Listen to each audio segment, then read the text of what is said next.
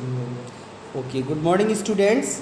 We have to reach on the page number 6. We already have explained the chapter number 1st of chemistry.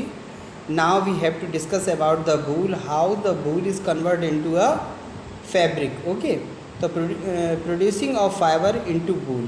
Fibre कैसे बनाया, ये हमने animals के ऊपर जो स्किन के ऊपर जो हेयर्स होते हैं, there are only some animals which we use the hairs as the fabric of wool. Okay, तो wool is the process from the hair of sheep by the following step.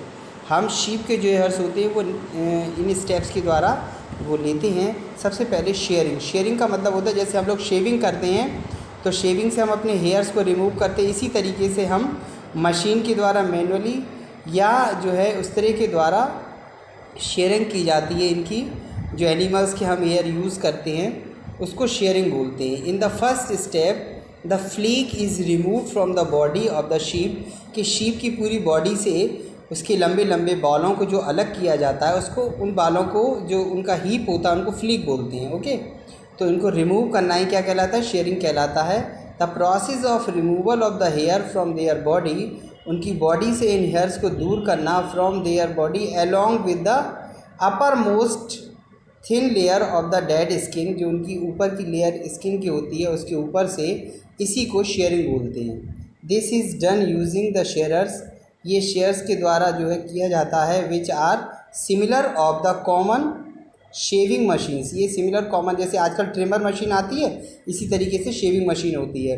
That barbers use to shave off hair. जो barbers होते हैं, जो हमारे नाई लोग होते हैं, वो हमारे शेप को, हेयर्स को रिमूव करने के लिए यूज़ करते हैं. बिल्कुल जस्ट लाइक दैट होती है. This thick coat of hair is called the flick.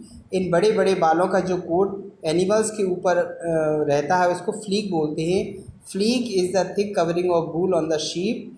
Sheep के ऊपर पाए जाने वाली इन फ्लीक को क्या कहते हैं, वूल कहते हैं. इसी का यूज करते हैं टू मेक फैब्रिक्स, कपड़े बनाने में. Okay, flick help in the sheep stay warm in the cold and winter.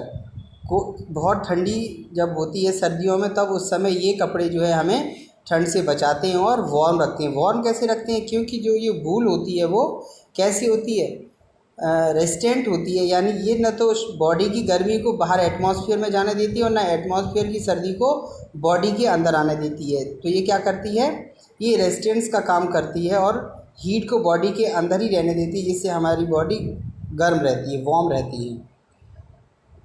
On in easily summer to that the sheep will not be affected of that weather. इस weather में, गर्मियों के मौसम में जो है शीप, उसके बाल बहुत बड़े बड़े हो जाते हैं, इसलिए उसको पहले रिमूव कर दिया जाता है और सर्दियों में ये बाल बड़े हो जाते हैं. In the hot whether that by the winter the sheep grow there flick again. और दोबारा से सर्दियों में उसके ऊपर बाल आ जाते हैं जो उसको प्रोटेक्ट करते हैं, उसकी रक्षा करते हैं. किससे, सर्दियों से. नंबर 2 स्टेप हमारा आता है स्कोरिंग. स्कोरिंग का मतलब होता है the flick obtained by the sharing. जो शेयरिंग से हमने बाल निकाले हैं, मैनी कंटेन डस्ट, उसमें बहुत ज़्यादा गंदगी और धूल मिट्टी लगी हुई होती है. The sheared fleece is war to remove this dust and grease. उनके बॉडी पर लगे हुए इस गंदगी के सारे जो वो बालों के साथ आ जाती है और उनको मशीन में डाल करके या मैनुअली हाथों से उसको वॉश किया जाता है, जिससे वो एकदम साफ़ निकल आती है. इस प्रोसेस को क्या बोलते हैं, स्कोरिंग बोलते हैं. The process of washing fleece to clean it from all the dirt and dust grease is called scoring. It can be done either manually in tank filled with water or with the help of machine. इसे हाथों से water के द्वारा wash किया जा सकता है या इसको मशीन के द्वारा वॉश करते हैं. दूसरा है शॉर्टिंग. शॉर्टिंग का मतलब होता है छांटना. During the process of sharing and scoring, scoring और शेयरिंग के बाद सम फ्लीक गेट डैमेज, कुछ बाल खराब हो जाते हैं. The damage flick is continuously observe the manually remove from the pile flick. वो पीले रंग के जो हैं बालों को अलग किया जाता है फ्रॉम द, जो अच्छे बाल होते हैं उनमें से. The process of separating damage flick, ख़राब हुए बालों को अलग करना, जो ये प्रोसेस है वो क्या कहलाती है, गुड क्वांटिटी फ्लीक को अलग करना ही क्या कहलाता है, शॉर्टिंग कहलाती है। शॉर्टिंग एक प्रोसेस है जिससे हम खराब बालों को अच्छे बालों में से रिमूव करते हैं, अलग करते हैं, ठीक है। अगली प्रोसेस है हमारी grading. The clean and flick again stored into the different categories. अब इन साफ और एक से बालों को अलग अलग कैटेगरीज में डिवाइड किया जाता है ऑन द लेंथ, इनकी लंबाई के अकॉर्डिंग है।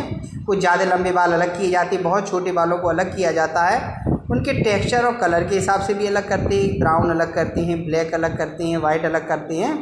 As easy with it can be dyed है, जिसको आराम से जिसको कलर और डाई करते हैं, उसके बाद उनको रंगा जाता है इन सभी में। This process is called grading. इस पूरी प्रोसेस को ग्रेडिंग बोलते हैं। Grading categories fleece into the two major types according to their use. जो हमारी ग्रेडिंग होती है वो दो कैटेगरीज में डिवाइड होती है और उनके यूज़ के ऊपर निर्भर करती हैं इन दोनों को। The wool and course, fibres और वूल, यानी जो लंबे बाल होते हैं और जो छोटे बाल होते हैं उनको कोर्स बोलते हैं, उनको अलग करते हैं, ठीक है। Fine wool is light in white and it is use to woollen textile to make high quality woollen garments like shawls, wears. Coarse fibers wool is heavy and they used to woolen items like carpet, entire processes।